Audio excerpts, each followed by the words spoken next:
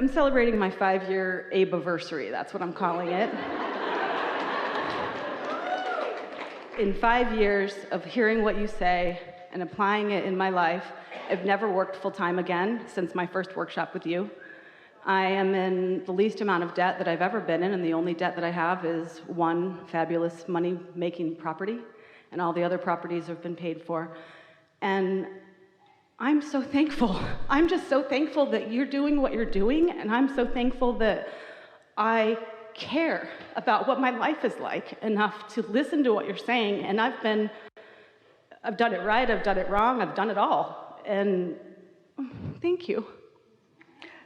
Well, we like that you're doing it in a way that feels good, because that's ultimately the way that is working, isn't it? People talk about success, and we know you're having a lot of it. And we always like to say that the joy factor is the success factor, because everything else will follow. Once you get that in place, then all the other things have to follow that. Yeah, really good. They do. And so I'm wondering about the emotional guidance scale more specifically. Does everyone have the same emotional guidance scale? Well, really, it's an interesting thing, isn't it? Because the relationship between who you really are and where you are, that's what equals your scale. Who you really are and where you are? Life has caused you to become more and more and more. Now, we know it's confusing. Sometimes we talk about the scale this way, sometimes we talk about the scale this way, but this tuned into who you really are, that's the receiving mode. And so when you're in the receiving mode, you're in that love and appreciation and so forth, and the further you get from it, the worse it feels. And you have lots of different ways that you describe in words what that variance is. But of course, this is the perfect question at this point in our workshop evolution, because of course it's different for everyone, because no two people are in exactly the same place. That's why your navigational systems that you have in your vehicles or in your phones don't just have one destination and one current location. They don't all say, okay, all of you must go to Atlanta, and then we'll lead you to where you want to be. Or they don't just say, go to Atlanta, and then we'll lead you to the only place that we can navigate you to. There are infinite possibilities, aren't there? Just as there are infinite possibilities of what you might have put into your vortex and where you might be in relationship to it. So the scale itself, we mean your awareness of the emotions that you are feeling.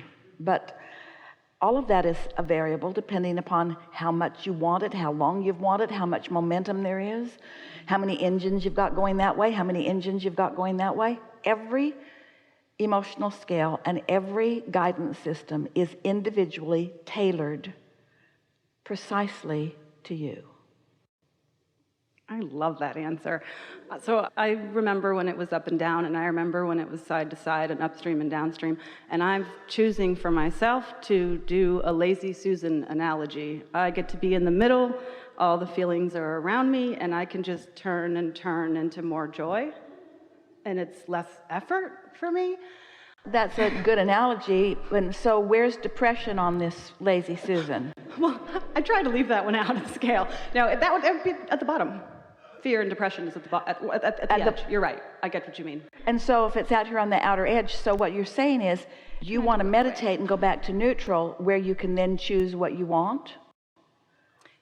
Yeah, or I just like it to be a pivoting. You're just trying to fix up your lazy Susan analogy because it doesn't really work otherwise.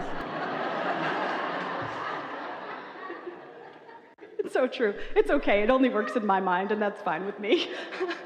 So what I'm wanting to do, I guess, is I can move up the scale very quickly. And I've listened to what you've said. I've practiced that. I can go up really quickly, and of course, that's enjoyable.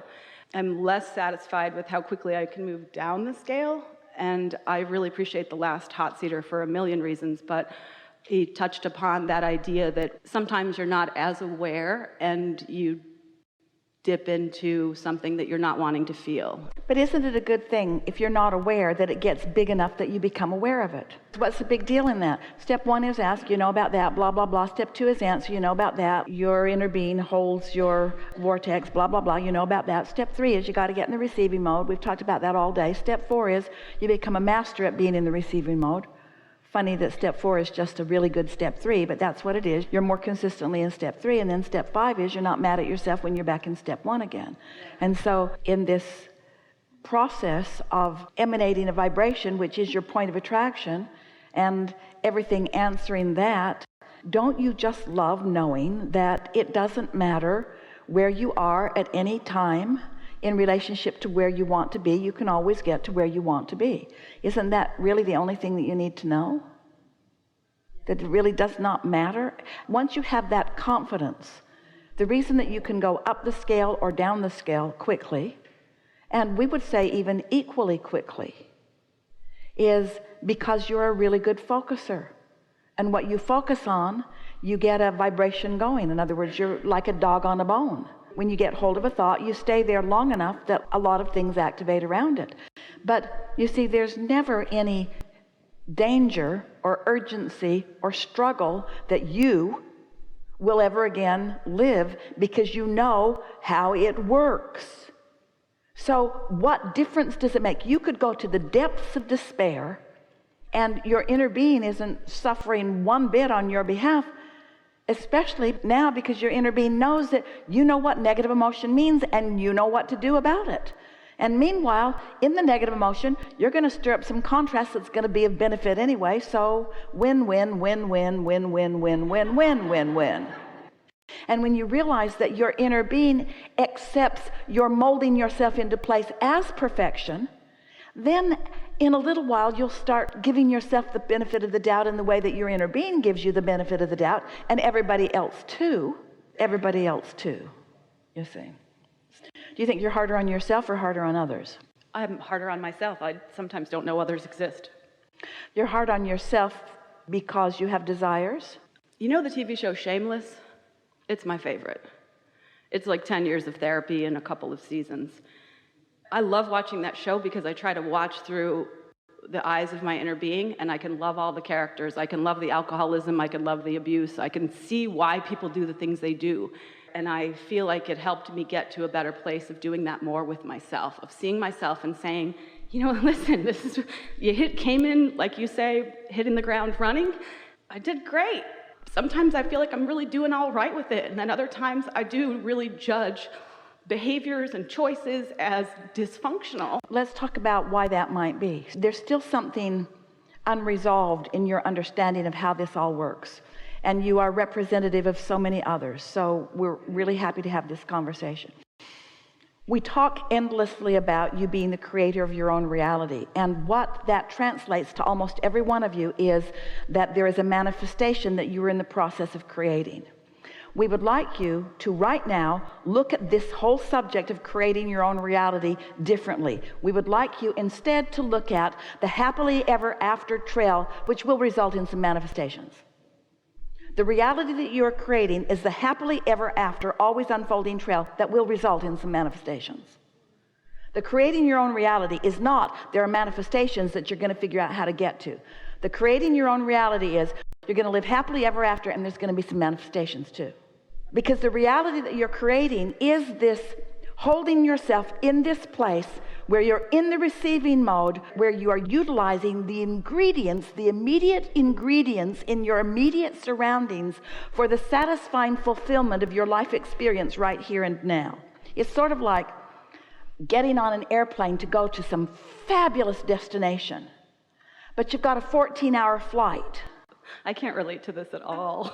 I love it. You have a 14-hour flight on your way to this fabulous destination, but your life for the next 14 hours is going to be on the way to this destination. That's your life. And you only have the ingredients that are on that airplane with you in order to create right now. That's all you're going to mold into place. So you want to find things to focus upon that feel good while you're focusing upon. You want to find pleasure in the food, even though, let's face it, it's weird food. No matter how much you paid for the ticket, the food on the airplane is weird. So you've got some adjusting to do before you're really going to appreciate that. There's all kinds of adjustments, self-adjustments that you have to make. You have to confine yourself to a relatively small space, which you are sharing with a lot of other people. And sometimes you have to play some mind games with yourself to make you comfortable. Esther was in a first-class seat on the way to some fabulous place just a little while ago, and when she pushed her seat button, she thought she was going into a CAT scan. Now, there were people in the back of the plane that would have loved to have had that seat that was going to lay all the way down. Esther just was not prepared that more than half of her body was going to disappear into some hole. She didn't expect that to happen. She had to adjust to that. We're just saying, no matter how good or not good you are, you have only the ingredients that have surrounded you that law of attraction is going to use as the stuff that's going to respond to the vibration that you've got going. Now, this is a subject of turning thoughts to things, isn't it? Because in any point in time, you're standing in an environment. Here you are in this room. This is the ingredients that you've got here. And of course, you could get up and leave the room. There are all kinds of options, but we're just saying this environment is the ingredients from which your point of attraction is going to make the life experience that you are living either joyfully or not joyfully. So when you acknowledge that I am where I am, I am where I am, that's profound. Write that down. I am where I am. I am where I am. And in this manifested place where I am, where I'm seeing and hearing and smelling and tasting and touching, in the midst of all of that reaction to life experience, I am emanating a vibration that's going to bring back from these immediate ingredients, immediate results. From these immediate ingredients, I'm going to get immediate results. Now, I can fantasize about tomorrow, and I can ignore everything that's happening here and go deep into my own mind. But really, as thoughts are turning to things, my thoughts are turning to things, and they're using the ingredients that are surrounding me, don't you think? Don't you think that's what's happening? And so, what's the best utilization of these ingredients? Well, the best utilization of these ingredients has to do with the momentum. In other words, what's your expectation? Do you expect to live happily ever after? Do you expect these flight attendants to be wonderful? Do you expect your pilot to be skilled? Do you expect the temperature of the cabin to be comfortable? Do you expect to thrive during this environment? In other words, what are you evoking from these ingredients? And you can't just start now.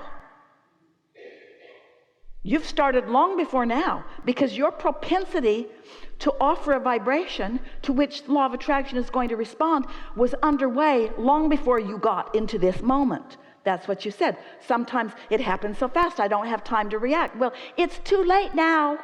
It's too late now. You're in your now, and all you've got is response to your ingredients. Are you following us a little bit? But what if in moment, you're basking, you're deliberately looking for positive aspects.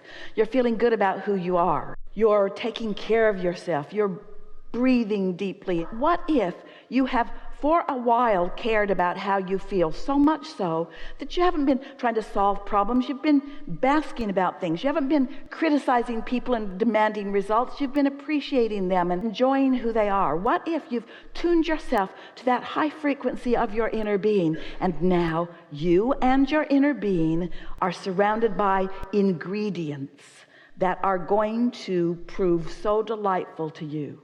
Because these things are always true.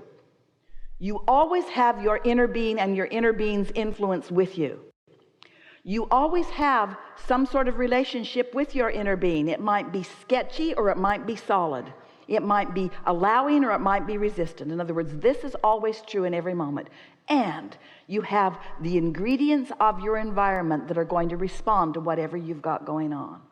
So if you're flying off the handle all the time, if you're feeling a lot of strong emotion and it feels to you like you can't control it, it's because you were not tending to your vibration in less tense times. That's all it means.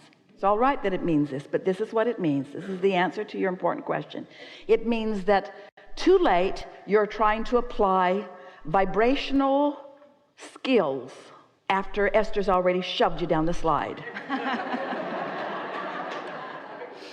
That makes sense. I get that. And it's helpful.